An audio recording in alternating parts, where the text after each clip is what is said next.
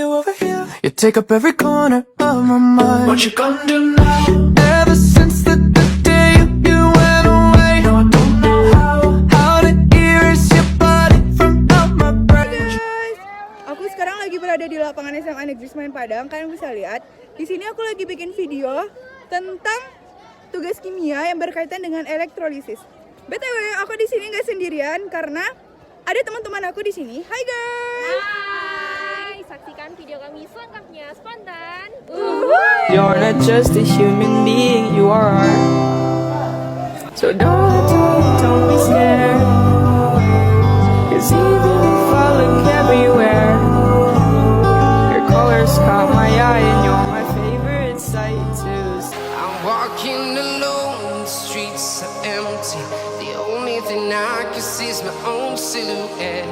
I'm getting stronger, step by step. The clock is ticking, but there's no time for regrets. I've been flying from town to town, from London to Taiwan. I've been all around the globe, trying to protect your soul.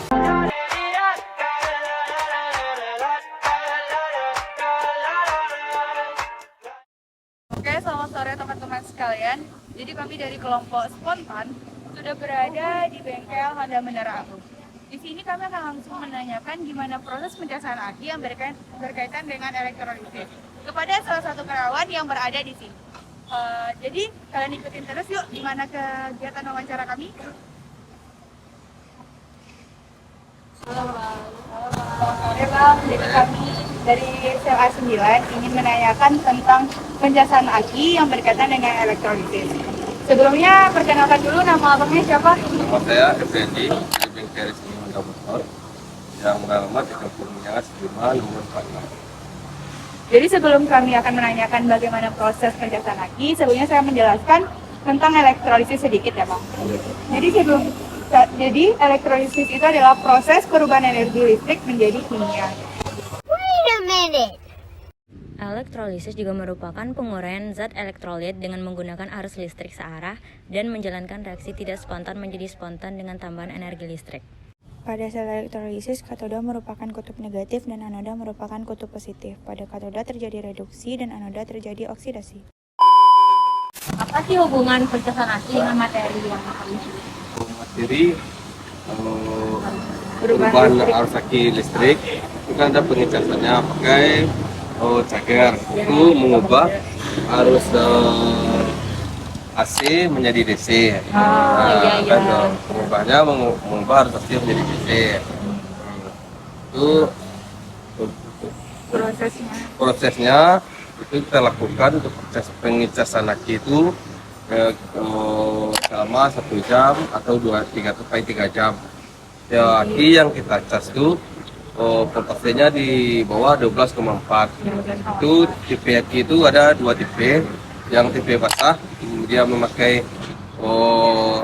air aki. Air aki itu 2 tipe juga.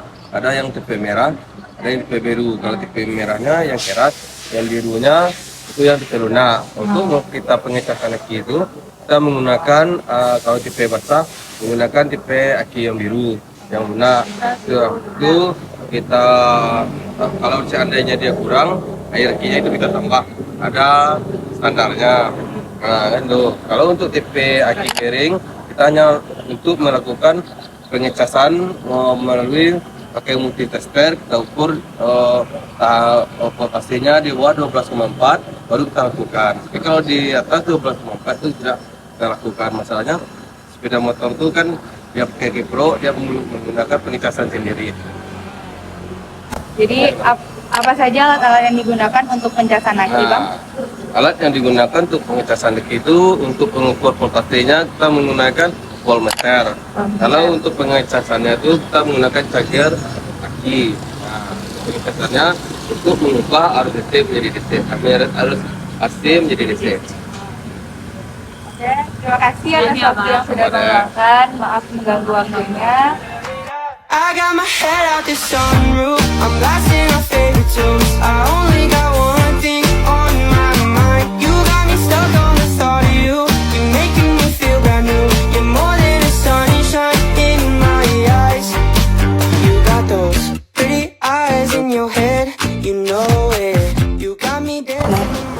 gunakan untuk pengecasan aki. Yang pertama multitester, itu yang kedua untuk autoback baterai cager. Nah, untuk pengecasan kinya sendiri, kita cek dulu tahanan baterainya, apakah standarnya. Yang wajib kita lakukan pengecasan 12,4. Ini ada di sini voltase yang wajib kita 12,4.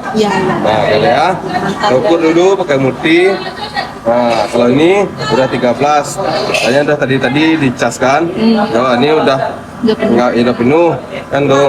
Nah, tuh kalau seandainya di bawah 12,4, kita lakukan pengecasannya pakai autoback baterai cager. Nah, gitu kan. Ya, bicara sini.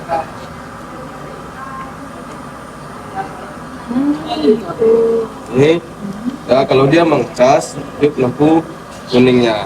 Nah, itu udah terjadi pengecasan. Itu standarnya pengecasan itu 1 jam boleh. Kalau dia 12,3, 12 dikit lah, ukurannya 12,4, itu bisa 1 jam. Kalau enggak, bisa di 3 jam. Setelah dilakukan pengecasan, wajib kita periksa kembali pengukurannya berapa ketemunya. Nah, ya, oke. So let me show it. You are exactly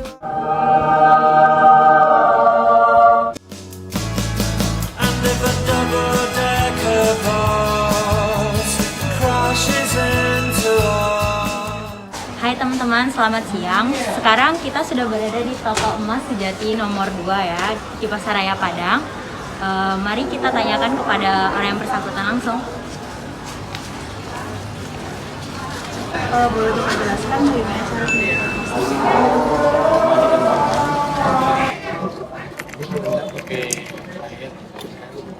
bekas air emas ya, direndam sekitar 5 atau 3 atau 5 menit.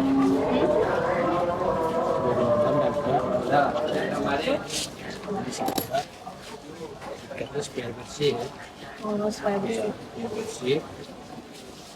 Kalau udah bersih ini kan, kalau bersih dia kan emas tuh yang nempel itu kan cepat.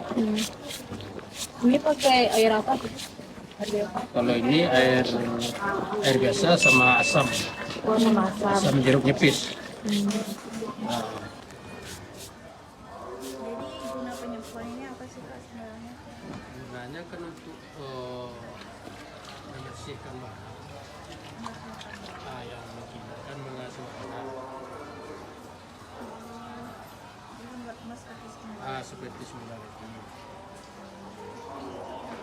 Ini kan udah mengkilat. Sebelum ini kan tidak mengkilat. Kalau ini kan udah mengkilat.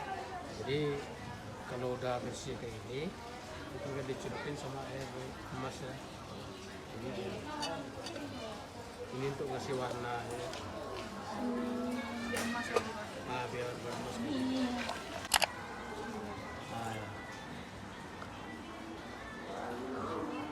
Ini kan tujuannya kan untuk penyambung warna ya. Ini kan emasnya. Jadi yang ini masa, ini api.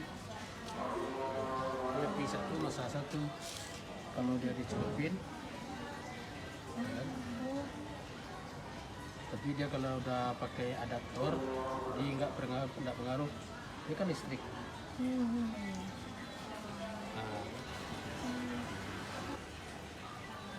Itu karena ada masa sama api, itu udah kejadiannya. Kalau tanpa masa, bisa kan? Ya, harus menyatu. Tidak boleh dia nempel. Kalau nempel dia kan rapi.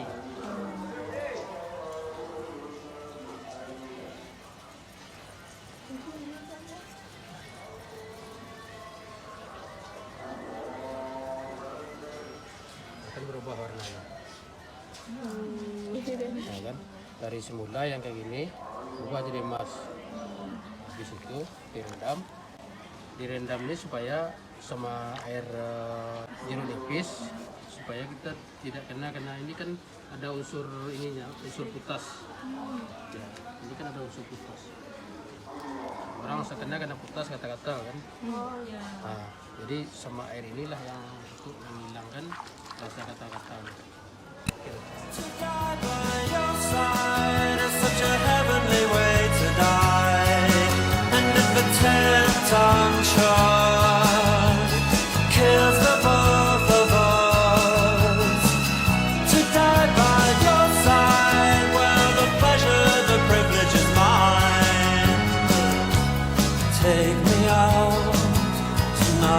Saya bersama Bapak. Mohon maaf, nama Bapak dari sebelumnya. Henry. Oke, kami sudah selesai mewawancarai Bapak Henry dan melihat bagaimana cara penyimpanan emas tersebut. Sekian dari kami. Assalamualaikum warahmatullahi wabarakatuh.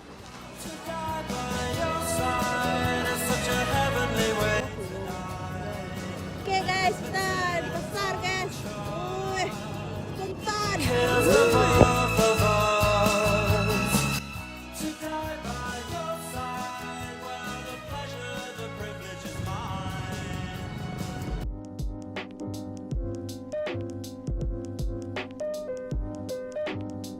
Aki adalah sebuah sel yang di dalamnya berlangsung proses elektrokimia yang reversibel atau dapat berbalikan dengan efisiensinya yang tinggi.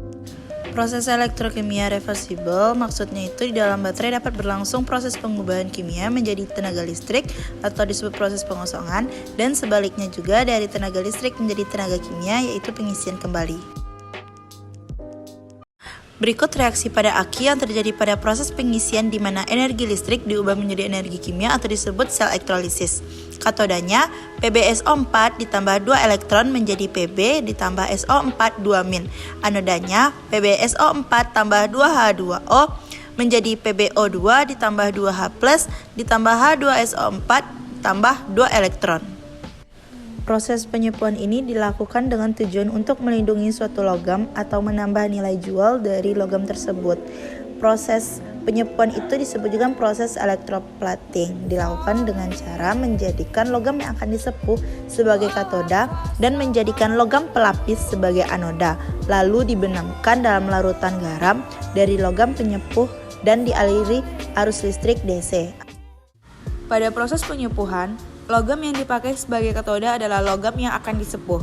Proses lebih lengkapnya adalah emas yang akan teroksidasi pada anoda menjadi ion Au3+, yang akan bergabung dengan elektrolit dari logam emas.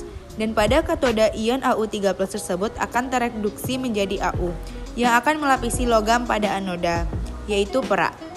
Jadi logam yang dipakai sebagai katoda adalah logam perak.